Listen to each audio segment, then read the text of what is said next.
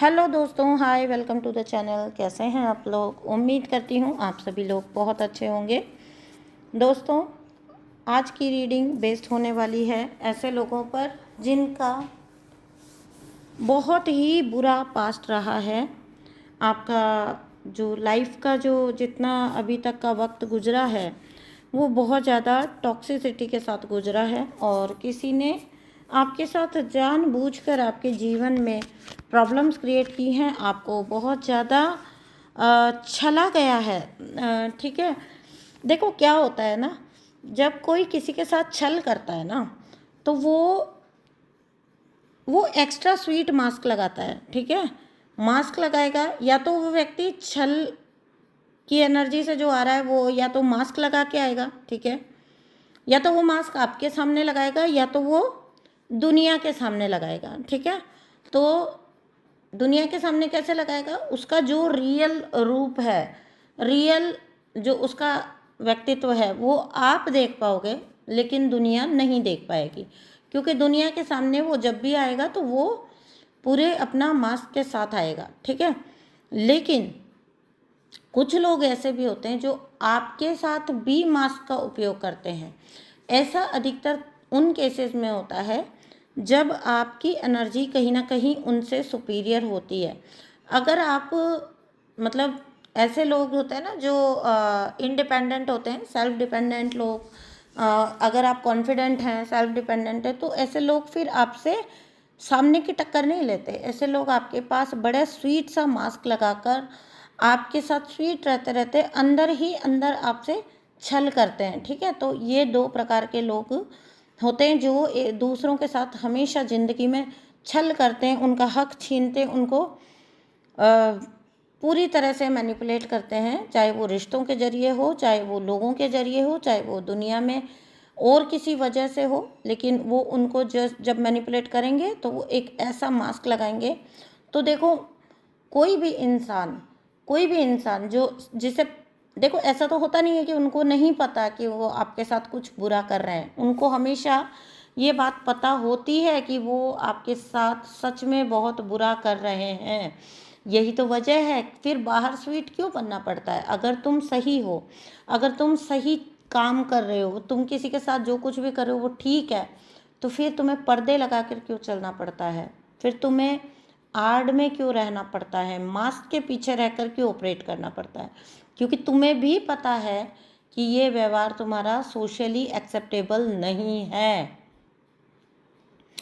तो कोई ऐसा इंसान आपके जीवन में भी आया है जिसने आपके साथ वो वाले बिहेवियर किए हैं जो किसी भी प्रकार से एक रिश्ते में, सोसाइटी में, दुनिया में उसको भी पता था कि एक्सेप्टेबल नहीं है, लेकिन फिर भी शायद अपनी आदत से मजबूर था या फिर कुछ बुरी कंडीशनिंग उसकी हो सकती है ना। बैकग्राउंड भी खराब हो सकता है बहुत सारे लोगों का, जिसकी वजह से उसने फिर भी छल किया है। ठीक है, उसने छला है। एक अच्छा सुंदर साथी होते हुए भी, प्यार होते हुए भी, रिश्ता होते हुए भी उसने छलना ज़्यादा बेहतर समझा। सामने वाले के साथ विश्वासघात करना ज़्यादा बेहतर समझा। और ऐसा किसी ने क्यों किया है आपके साथ? ऐसा किसी ने इसलिए किया है आपके साथ क्योंकि उसको चाहिए था अपने जीवन में एडवेंचर। तो आज की रीडिंग इसी पर बेस्ड है। आपको समझ आ गया है कि ये किन लोगों के लिए आज की रीडिंग होने वाली है। ठीक है, देखिए दोस्तों, आप जो डिमांड करते हैं मैं वो रीडिंग बनाती हूँ। बीच में मुझे बहुत ज़्यादा गाइडेंस आ रही थी कि अब ट्विन फ्लेम्स पर मुझे रीडिंग्स पेस्ट करनी है अपनी डाउनलोड से, और वो बीच बीच में ट्विन फ्लेम रीडिंग्स भी आती रहेंगी, ट्विन फ्लेम सोलमेट रीडिंग्स। ठीक है, जब मैं रीडिंग करती हूँ, जो जैसे जैसे गाइडेंस निकल कर आती है वो मैं लेती जाती हूँ। ठीक है, तो उसके बाद मैं आपको ये मतलब अगर आप मुझे ये कहें कि मैं आजकल ये वाली रीडिंग बनाती हूँ या वो वाली रीडिंग नहीं बनाती हूँ, तो देखिए, लिसनर सभी तरह के हैं। मेरे ट्विन फ्लेम्स भी बहुत सारे लिसनर्स हैं। तो मुझे यूनिवर्स ने अभी बहुत ज़्यादा, क्योंकि बहुत सारे लोगों के कार्मिक रिलीज़ हो चुके हैं, कार्मिक साइकिल एंड हो चुके हैं, तो बहुत ज़्यादा गाइडेंस आ रही है कि बनाए जाएं वीडियोस अब ट्विन फ्लेम्स के, ठीक है, ज़्यादा करके वीडियोस उन पे फोकस्ड हों। अदरवाइज़ जो गाइडेंस जैसी आती है वैसे मैं वीडियोस बनाती हूँ। आप लोग अगर कुछ सजेस्ट करते हैं तो मैं उसको भी डेफिनेटली डिस्कस करती हूँ, ठीक है ना दोस्तों। तो नेवर माइंड, जो भी होता है, आपको जो रीडिंग आपके साथ चलती है, आपके साथ रेजोनेट होती है, आप जाएंगे चैनल पर देखेंगे तो इतने सारे लिसनर्स हैं। जो आपके साथ मैच करेगा वो दूसरों के साथ मैच नहीं करेगा, जो दूसरों के साथ मैच करेगा वो आपके साथ हो सकता है मैच ना करे, ठीक है ना। तो इसको बहुत ही हेल्दी वे में लेने रहता है रीडिंग को कभी भी आप बायस्ड होकर या नैरो थिंकिंग के साथ नहीं सुन सकते।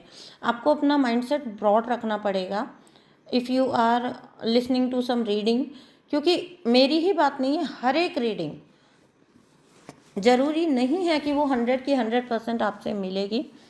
उसमें से हो सकता है 70-80% पार्ट आपसे मिले। अगर 70-80% भी पार्ट आपसे मिलता है तो वो रीडिंग आपकी होती है, उसको आपको क्लेम करना चाहिए, ठीक है ना।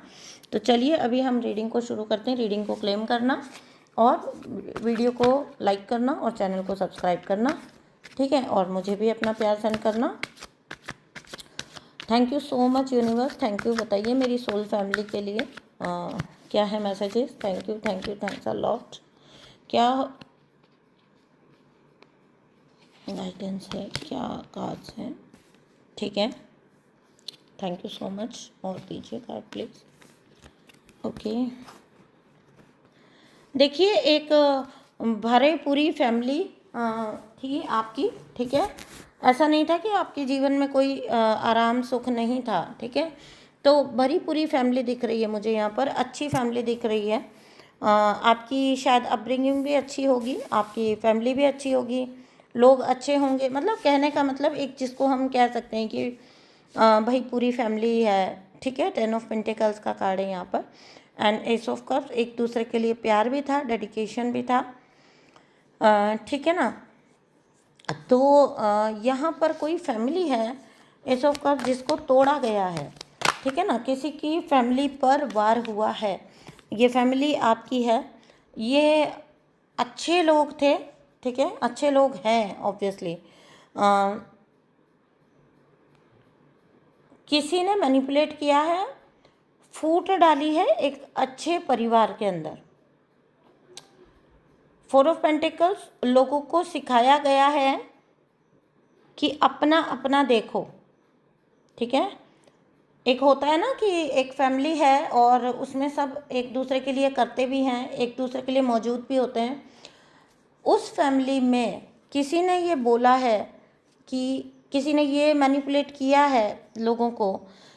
होता है कि इक्का दुक्का कोई सदस्य कमज़ोर भी होता है उनमें से, तो उन लोगों को ये समझाया गया कि आप अगर उस फैमिली के हिस्सा हैं तो आपके बारे में ये भड़काया गया, समझाया गया कि आप मैनिपुलेटिव हैं, आप छलपूर्वक चीज़ें करते हैं। और उन लोगों को ये समझाया गया है कि आप बहुत प्यारे हो, बहुत भोले हो, आप इनकी चालों को, मतलब आपके बारे में उन लोगों को ये समझाया गया है, आपकी फैमिली मेम्बर्स को, कि आप लोग इनकी चालों को समझ नहीं पाते हो क्योंकि आप शातिर हैं। आपके बारे में बताया गया है कि आप शातिर हैं और आपके फैमिली मेम्बर्स को ये समझाया गया कि आप लोग भोले हैं, आप इनकी बातों पर यकीन कर लेते हैं, ये चालाक और धूर्त व्यक्ति हैं।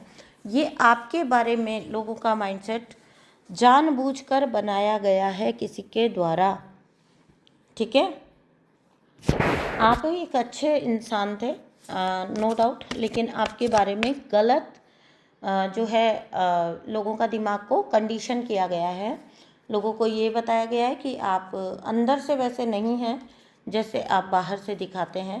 आप बाहर से जितने स्वीट हैं आप अंदर से उतने ही कुटिल हैं। किसी ने आपके बारे में ये समझाया है। अगर ये फैमिली का मैटर है और फाइनेंशियली भी हो सकता है इसमें फाइनेंसेस के भी मैटर हों, तो ये बताया गया है कि आपने कुछ गेंस लोगों से छुप कर किए हैं, ठीक है। आपको एक ऐसा इंसान बताया गया है जो छली है, छल करता है, अपनी ही फैमिली को छल रहा है और अंदर ही अंदर छल रहा है।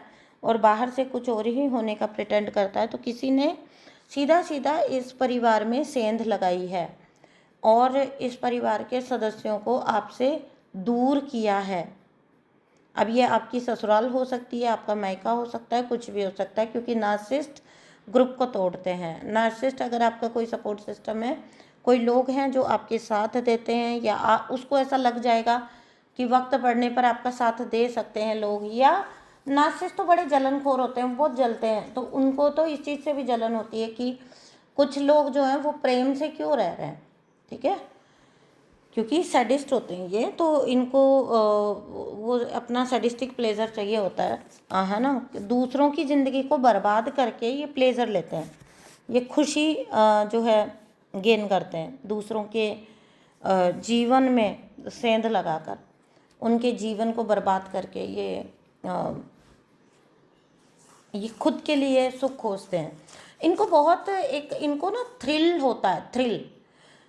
देखिए, सब नार्सिसिस्ट का एक बिहेवियर बताती हूँ। सब कुछ शांत है, सब कुछ अच्छा चल रहा है, सब कुछ प्यार से चल रहा है, घर में शांति है, परिवार में शांति है। एक नार्सिसिस्ट है ना, वो अनईजी होना स्टार्ट हो जाता है। झगड़े क्यों नहीं हो रहे, लड़ाई क्यों नहीं हो रही, फूट क्यों नहीं पड़ रही, यहाँ पे ड्रामा क्यों नहीं हो रहा। बेसिकली नार्सिसिस्ट को ड्रामा पसंद होता है, बहुत ज़्यादा ड्रामा। अब बाहर से कितना भी शांति प्रिय दिखाते हो वो अपने आप को, वो वहाँ बाहर तो आपको दिखाते हैं ड्रामेबाज, लेकिन असलियत में एक नार्सिसिस्ट को ड्रामा बहुत पसंद होता है। तो वो क्या करेगा, फिर वो अलग अलग फैमिली मेम्बर्स को जाके पोक करता है, उसको उसके खिलाफ समझाएगा, उसको उसके खिलाफ भरेगा, उसको उसके खिलाफ चुगलखोरी बहुत ही एक्सपर्टीज के साथ करता है एक नार्सिसिस्ट। ये नार्सिसिस्ट के ट्रेट होते हैं, ये उनकी एक्सपर्टीज होती है, चुगली खाना, ठीक है, लोगों में फूट डालना, परिवारों को तोड़ना, और ऐसे तरीके से पोक करना जो ऐसे तरीके से, मतलब जिसको हम कहते हैं कि पिन चुभाना, कि दर्द सिर्फ उसी को हो जिसको वो करना चाहता है, बाकी तो किसी को पता भी ना चले कि नार्सिसिस्ट ने, मतलब मैंने ये चीज़ देखी है कि अगर हम एक ग्रुप में भी बैठे हैं ना, तो नार्सिसिस्ट को ये पता है कि किस इंसान को कहाँ पिन चुभेगी।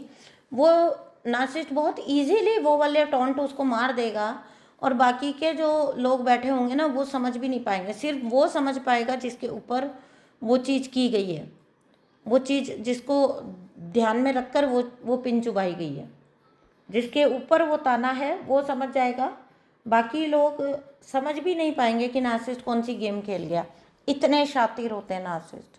और सबसे बड़ी बात क्या होती है, सबसे बुरी बात क्या होती है, कि एक नार्सिसिस्ट को अपने ऐसे नेचर के ऊपर घमंड होता है, गर्व होता है, खुशी होती है उनको कि हम मीन्स हम इतनी पहुंची हुई चीज़ है,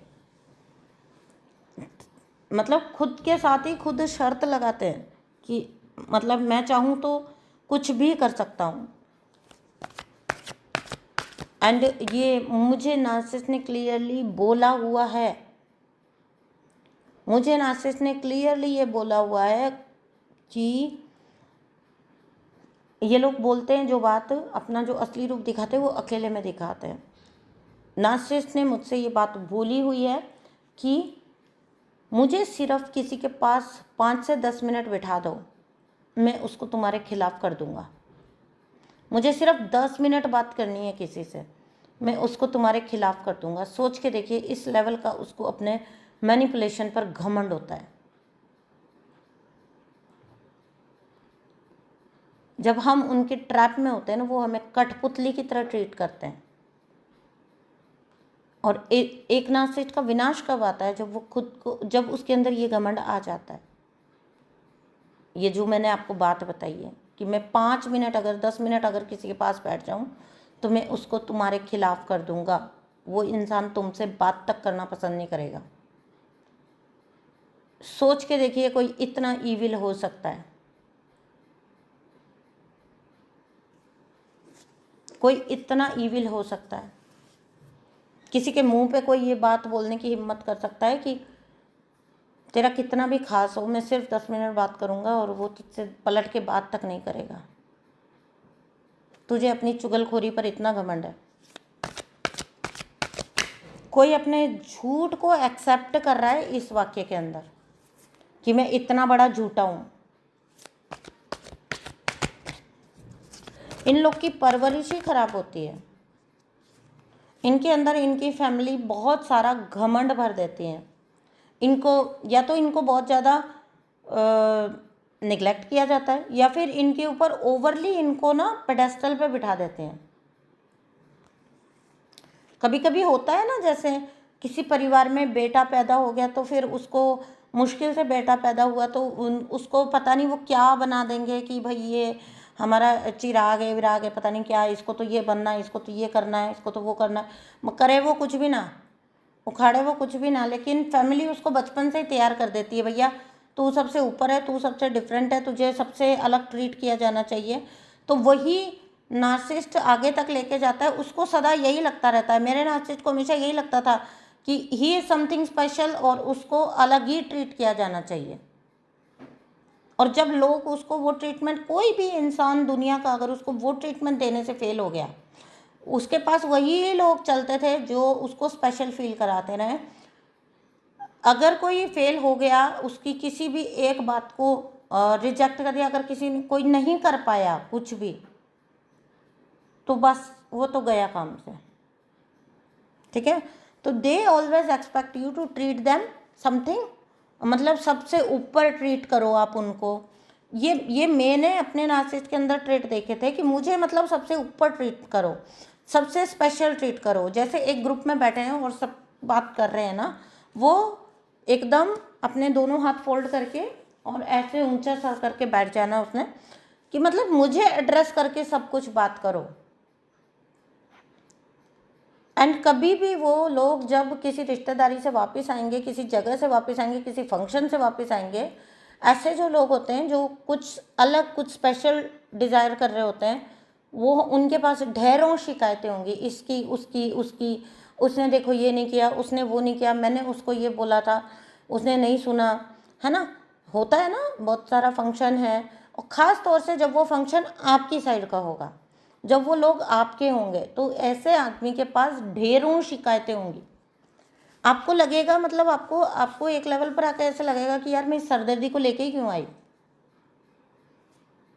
एंड ये होता है, ये लोग चाहते हैं कि इनको अलग से ट्रीट किया जाए, इनको कुछ ऐसा ट्रीट किया जाए कि ये कहीं के राजा महाराजा बादशाह हैं और इनको अलग ट्रीटमेंट मिलनी चाहिए, ये डिज़र्व करते हैं। ये कहाँ से चलता है? ये बचपन से इनको सिखाया जाता है कि तुम अलग हो, तुम अलग हो, तुम बहुत मतलब स्पेशल हो, अलग हो। नहीं, तुम कोई स्पेशल नहीं हो, तुम इंसान ही हो। जब हम इम्पैथ्स इनको ये समझाते हैं कि भाई तुम इंसान ही हो, इम्पैथ्स नहीं, इनफैक्ट सुपर इम्पैथ्स, ठीक है, जब हम इनको ये सिखाते हैं कि तुम इंसान ही हो, तो ये हाथ धो के हमारे पीछे पड़ जाते हैं, ये हाथ धो के हमारे पीछे पड़ जाते हैं।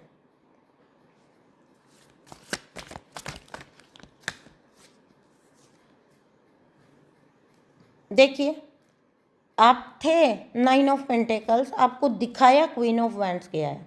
किसी की बहुत बुरी काली नज़र आपके ऊपर पड़ी है, आपके ऊपर कह लो, आपके परिवार के ऊपर कह लो, आपके लोगों के ऊपर कह लो, आप लोगों की बॉन्डिंग के ऊपर कह लो, किसी की बहुत बुरी काली गंदी नज़र आपके ऊपर पड़ी है, और उसने वो नज़र ऐसी पड़ी कि आपका पीछा ही फिर कभी नहीं छूट पाया उससे, अनटिल एंड अनलेस आप सच में क्वीन ऑफ वैंड्स नहीं बन गए। आप 9 ऑफ पेंटिकल्स थे, मेरी बात को ध्यान से समझिए, आप 9 ऑफ पेंटिकल्स थे। 9 ऑफ पेंटिकल्स में जो लेडी है वो क्या है? वो बहुत सॉफ्ट नेचर्ड इंसान है, बाहर से नर्चरिंग है, लविंग है, केयरिंग है। ऐसा नहीं है अंदर उसको मजबूती की कमी है, बहुत मजबूत है, फाइनेंशियली मजबूत है, अंदर से मजबूत है, लेकिन उस मजबूती को बाहर ताकत के रूप में वो ऐसे नहीं करती है कि ठीक है इस पर उस पर सब पे रौब झाड़ रही है। नहीं, बाहर से बहुत मदरली नेचर होगा, लविंग केयरिंग नेचर होगा। उस इंसान को, इस इंसान ने ये दिखाने की कोशिश की है, इस कपटी व्यक्ति ने ये दिखाने की कोशिश की है कि ये क्वीन ऑफ वैंड्स है, बहुत प्रैक्टिकल इंसान है, ये जो दिखाती है ऊपर से सॉफ्ट सॉफ्ट, ये ऐसा कुछ भी नहीं है। दिखाती है दिखाता है पे मत जाइएगा, ठीक है, क्योंकि यहाँ क्वींस हैं और 9 ऑफ पेंटिकल्स भी फेमिनाइन है उसके ऊपर, इसलिए ऐसा मैं बोल गई। जेंडर बायस नहीं होती है कोई भी रीडिंग, ठीक है। तो आपको थे आप 9 ऑफ पेंटिकल्स और आपको दिखाया गया क्वीन ऑफ वैंड्स, यानी कि आपको एक कठोर इंसान दिखाया गया, आपको एक कपटी कठोर प्लानिंग वाला इंसान दिखाया गया। क्वीन ऑफ वैंड्स प्रैक्टिकल होती है, ठीक है। अगर वो माँ भी है ना तो वो सख्त नेचर की माँ है, मतलब वो प्रैक्टिकल माँ है, वो सही को सही और गलत को गलत बोलेगी, वो कोई बिना किसी लाग लपेट के चलने वाली इंसान है, ठीक है। अनटिल एंड अनलेस इस व्यक्ति ने तब तक आपके लिए गॉसिपिंग की है, आपको गलत लाइट में दिखाया है, आपकी जिंदगी के पीछे पड़ गया ये इंसान, जब तक आप सच में क्वीन ऑफ वैंड्स बन नहीं गए। मजबूर कर दिया गया आपको बनने के लिए, आपको लगा कि नहीं अब इतना बहुत हो गया कि मैं नरमी से चीज़ों को हैंडल करूं, अब चीज़ों को प्रैक्टिकली जाके हैंडल करना होगा। और वही आपको मतलब आपको वैसी स्टेज पर ला दिया गया, ठीक है। तो एक फेमस मूवी है, मुझे अच्छी लगती है, ठीक है, हालांकि थोड़ी अनरियलिस्टिक है, ठीक है। तो उसमें आप सब ने भी देखी होगी, लगभग सभी ने देखी है वो मूवी, जिसमें आपको भी पता है कि एक दिन का सीएम वाली। तो उसमें एक लास्ट में जाके एक डायलॉग है, जब वो विलन को ख़त्म कर देता है उसके बाद में वो एक चीज़ बोलता है, वो अपने ही हाथ में शूट कर लेता है और उसके बाद में वो एक बात बोलता है हीरो कि इन सब ने मिलकर मुझे भी पॉलिटिशियन बना ही दिया। और जब वो ये बात बोलता है तो उसका सेक्रेटरी उसकी आंखों में देखता है और वो समझ जाता है, तो बोलता है कि मतलब लास्ट में जाके वो उसकी मौत विलेन को मार के मैनिपुलेट करता है। तो उस टाइम पर वो बोलता है कि इन सब ने मिलकर मुझे भी पॉलिटिशियन बना ही दिया ना। तो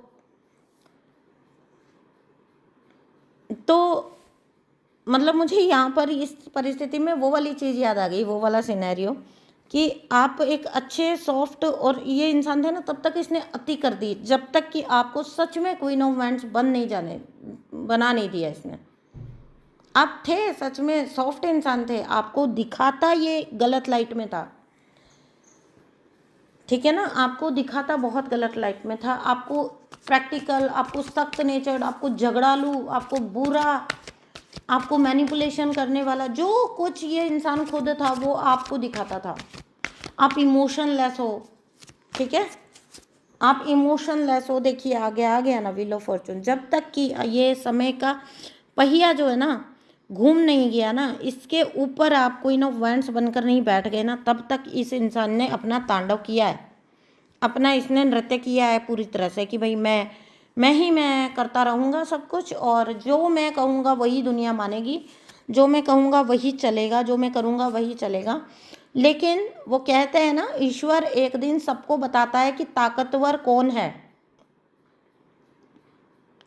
जब कोई ताकत के नशे में इस कदर चूर हो जाता है, ठीक है, इस व्यक्ति में मुझे जो दिख रहा है वो ये दिख रहा है कि फिजिकली ताकत से ज़्यादा इसने अपनी दिमाग की ताकत लगाई है, बहुत ज़्यादा शातिर चालें चलना, ठीक है, इतना अपने दिमाग को बहुत एक्सरसाइज कराई है इसने, बहुत शातिरता से इसने किया। और अंदर से ये सिर्फ और सिर्फ एक मूर्ख था, क्योंकि अगर किसी को 9 ऑफ पेंटिकल जैसा इंसान मिला था ना और उसने उसको क्वीन ऑफ वैंड्स बना दिया, आप कहोगे मैं यही 2 कार्ड की बात क्यों कर रही हूँ बार बार, लेकिन ये कार्ड मतलब मुझे अंदर तक इसका मीनिंग जो है ना वो हिला गया कि मतलब किसी इंसान को एक 9 ऑफ पेंटिकल्स मिला है, एक एम्प्रेस जैसी एनर्जी मिली है, एम्प्रेस जैसी इंसान मिली है ना, क्वीन ऑफ पेंटिकल्स जैसी इंसान मिली है। ये 9 of pentacles, queen of pentacles, empress, ये सबका एक ही मीनिंग होता है, बहुत हाई लेवल की प्यारी अच्छी फीमेल ऊर्जा, इमोशनल ऊर्जा, फीमेल भी नहीं कहूँगी, इमोशनल ऊर्जा, इमोशनल इंसान जिसके लिए रिश्ते सर्वोपरि होते हैं। अगर किसी को ये ऐसा इंसान मिला था 9 ऑफ पेंटिकल्स, और अगर किसी व्यक्ति ने उसको मजबूर कर दिया कि वो क्वीन ऑफ वैंड्स बने, अपनी ताकत दिखाए और अब ऐसी फटकार लगाए, ठीक है, तो इससे बड़ा मूर्ख इंसान कोई नहीं हो सकता। ये डायरेक्टली भगवान से पंगा लेने के बराबर काम किया इसने। डायरेक्टली इसने ईश्वर से बराबर जाके पंगा लेने का काम किया है, कि जाके इसने ईश्वर पर वार किया है। तो अब ईश्वर इसको समझा रहे हैं, व्हील ऑफ फॉर्च्यून, कि भैया ताकतवर कौन है, आजा लड़ ले, कर ले ले पंगे। ठीक है, तो ईश्वर इसको बहुत बेहतरी से, बहुत अच्छे से समझा रहे हैं। मुझे ऐसा लग रहा है कि इसके बहुत सारे ड्रीम जो इसने फूट डालकर अपने राज करने के जो सोचे थे ना सपने, वो टूट रहे हैं। क्योंकि मुझे ऐसा दिख रहा है कि जब आप बन गए ना क्वीन ऑफ वैंड्स, है ना, तो देखो जब एक जब एक अच्छा इंसान होता है ना, ठीक है, एक अच्छे इंसान को अच्छा ही रहने दो। ये मैं अपने नार्सिसिस्ट को कहती थी, अच्छी हूँ, अच्छा रहने दे, पंगे लिए ना वो हाल कर दूंगी, क्योंकि क्षमता मेरी मुझे भी पता है। ठीक है, तो जब कोई एक अच्छे इंसान के इतना पीछे मत पड़ो। जब वो उतर आएगा ना करने पर, क्योंकि वो अच्छा है तो उसके साथ ईश्वरीय सपोर्ट भी रहेगा। तुम नहीं हैंडल कर पाओगे, तुम हैंडल नहीं कर पाओगे। लेकिन वही बात है ना, विनाश काले विपरीत बुद्धि। तो इंसान के सर में जब घमंड सवार होता है, और एक देखिए ईश्वर को भी ना इनके पाप का घड़ा भरना होता है। मैं हमेशा बोलती हूँ, इनके पाप का घड़ा भरना रहता है, तभी तो फूटेगा ना घड़ा। तो अब मुझे ऐसा लग रहा है कि जब आप क्वीन ऑफ वैंड्स बन गए और आपने ब्लंटली चीज़ों को हैंडल करना सीख लिया क्या करने लग गए, वो हालत इस इंसान की हो चुकी है कि अब लोग क्लियरली इसको देख पाते हैं। क्योंकि पहले तो इसकी बहुत सारी चीज़ें आप अपनी सॉफ्टनेस से ढक देते थे, क्योंकि आपको मुद्दा नहीं बनाना होता था, क्योंकि आपको तमाशा नहीं बनाना होता था, है ना। तो बहुत सारी चीज़ें आप कवर अप कर लेते थे। अब वो चीज़ तो इसकी ख़त्म हो गई, क्योंकि जो एक क्वीन ऑफ वैंड्स होती है उसे किसी की नहीं पड़ी, वो अपना जीवन जीती और आगे बढ़ती है। अब आपको इसकी पड़ी ही नहीं है। और एक नार्सिसिस्ट का सबसे बड़ा डैमेज होता है जब वो आपके ऊपर अपना कंट्रोल उसका छूट जाता है। आप उसके कंट्रोल से बाहर चले गए ना, ये उसका सबसे बड़ा लॉस होता है। कंट्रोल फ्रीक होते हैं, ये पगला जाते हैं, ये इनका कंट्रोल अगर हट जाए किसी तरह से तो चापलूसी करते रहेंगे, तो इनकी गुड लिस्ट में रहेगा वो इंसान। ठीक है ना। तो आप तो खैर गुड लिस्ट में भी नहीं थे इसके, आपके पीछे ये हाथ धो के पड़ गया था। हाँ जी, तो मुझे ऐसा लग रहा है कि कुछ लोगों का सहारा अब ये ले रहा है, कुछ लोगों को मैनिपुलेट कर रहा है, जिनमें हायर लेवल के लोग भी हो सकते हैं। कुछ लोगों को अब ये मैनिपुलेट कर रहा है, बाहरी लोगों को, ताकि आपके ऊपर किसी भी तरह से दबाव बनाया जा सके। लेकिन आप किसी दबाव में आओगे नहीं, क्योंकि आप क्वीन ऑफ वैंड्स हो, आप नहीं आओगे किसी के दबाव में। आप उन लोगों के लिए प्यारे हो जो सच में प्यारे हैं। अब आपको ये पता चल गया है कि प्यार कहाँ और कितना और किसको देना है, कौन डिजर्विंग है। ऐसा नहीं है क्वीन ऑफ वैंड्स लव वाली नहीं होती है, वो लविंग है, कि उसके एक हाथ में फ्लावर है, एक हाथ में वैंड है, तो एक हाथ में फ्लावर भी है। लेकिन उसे ये पता है कि किसको वैंड से फटकारना है, किसके ऊपर लकड़ी बजानी है, और किसको फ्लावर अपना जो है ऑफर करना है। पहले क्या होता है, पहले ऐसा होता है कि आप सबको, आपको लगता है आप प्रेम से सबको जीत लेंगे। नहीं, ये सबसे बड़ा छलावा है, ये सबसे बड़ा छलावा है जो इंडियन सोसाइटी कह लो या कहीं की भी कह लो, मैं तो किसी को भी जज नहीं कर रही हूँ, लेकिन बहुत बड़ा छलावा है जो दिया जाता है कि प्रेम से सबको जीता जा सकता है। नहीं, कुछ लोग डंडे के हकदार भी होते हैं, कुछ लोग जो होते हैं ना वो डंडे के ही हकदार होते हैं। तो क्वीन ऑफ वैंड्स कौन है, वो बुरी नहीं है, उसे सिर्फ ये पता है कि उसको अपना प्यार देना किसको है, एक्चुअली में कौन डिजर्विंग है, और उसी को प्यार देते हैं। और जिसके ऊपर लठ बजाने तो लठ भी बजाएगी, जिसको जो लाठी डिजर्व करता है, जो वैंड डिजर्व करता है, उसको वो जो है अपनी वैंड भी चलाएगी। ठीक है, तो ये इंसान अब हो सकता है कि बाहर के लोगों को, क्योंकि अब स्टोरी समझ आ गई है बाहर के लोगों को, तो ये सफाइयाँ देता फिर रहा है, ठीक है। बेसिकली इसको मैं मैनिपुलेशन तो नहीं बोलूँगी, मतलब मैनिपुलेट तो कर ही रहा है, सफाइयाँ देता फिर रहा है और अपने आप को मासूम और विक्टिम बनाने की कोशिश कर रहा है। अब इसके पास बची हुई ज़िंदगी ना अपनी, जैसे लोग इसको देखो, इमेज कॉन्शियस लोग होते हैं ना, वो हर वक्त टेंशन में रहते हैं। ये वो कोई सामने वाला कुछ नहीं भी बोल रहा होगा, चुप होगा, कोई अपने रास्ते जा रहा है, वो ऐसे लोग कैसे होते हैं, मैंने खुद देखा है नार्सिसिस्ट का ये ट्रेट। कोई चुपचाप अपना काम कर रहा है ना, नार्सिसिस्ट सोचेगा ये मेरे बारे में सोच रहा है अंदर से, क्यों? क्योंकि उसको खटका रहता है ना, खटका रहता है, तो ओवरली एक्सप्लेन करते हैं अपने आप को। तो ये इंसान जो मुझे दिख रहा है, ये ओवरली एक्सप्लेन कर रहा है खुद को, पहले से ही ऐसी चीज़ें सेट कर रहा है, गोटियां फिट कर रहा है कि कौन कौन सी सच्चाई सामने आ सकती है, तो मैं वहाँ हर उस जगह पे जो है, तो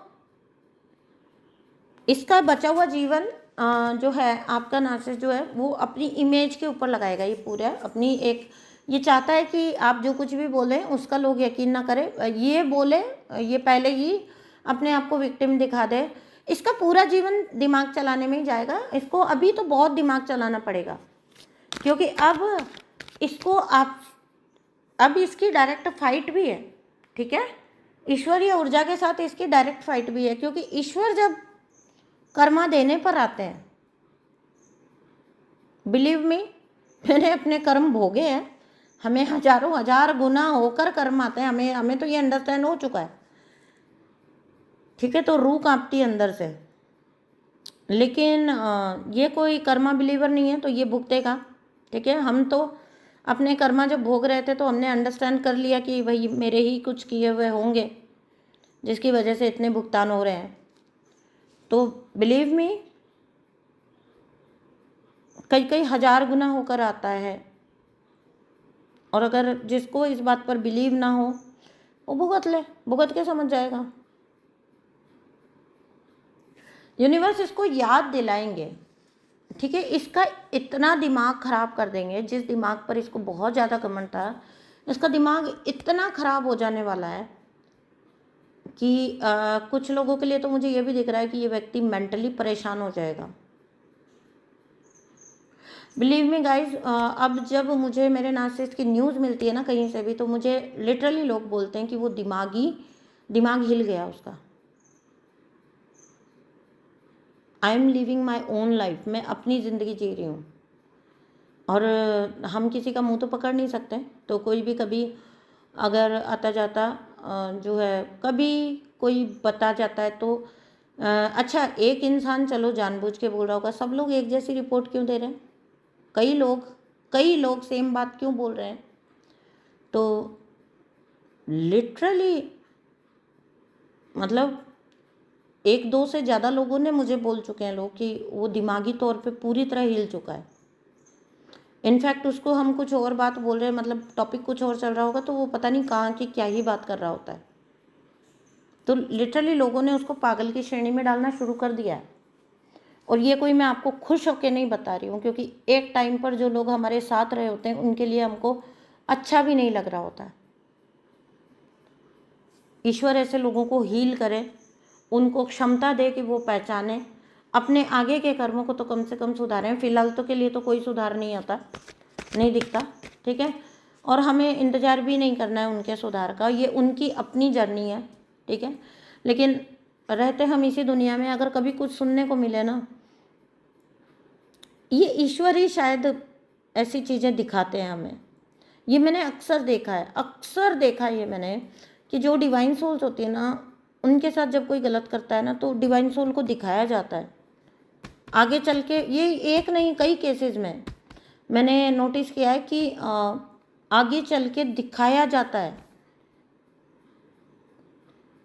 आपको, आपसे कुछ नहीं करवाएंगे यूनिवर्स, बिलीव मी, आपसे कुछ नहीं करवाएंगे। आपको तो दर्शक बना के साइड में बिठा देंगे, एक मूवी चल रही है तुम देखो, बैंड दूसरे से बजवाएंगे, बैंड दूसरे से बजवाएंगे, आपसे नहीं करवाएंगे कुछ भी यूनिवर्स। आप तो कुछ कर ही नहीं पाओगे किसी भी नार्सिसिस्ट का, कभी कुछ नहीं कर पाओगे आप। जितनी बार आप आर्ग्यूमेंट करने जाओगे आप हार के आओगे, जितनी बार आप लड़ने जाओगे आप हार के आओगे, आपकी नार्सिसिस्ट बहुत बुरी हालत बना देगा। नार्सिसिस्ट को ईश्वर डालते हैं उससे बड़े नार्सिसिस्ट के हाथों में। आपसे हालत खराब नहीं करवाते नार्सिसिस्ट की, आपको तो साइड में बिठा देते हैं कि बैठो इधर और चुपचाप देखो। ठीक है ना। लास्ट में मैं देख लेती हूँ, एक कार्ड और लेने की इच्छा है मेरी, एक से ज़्यादा आते हैं तो let's see. Thank you so much dear divine. Okay,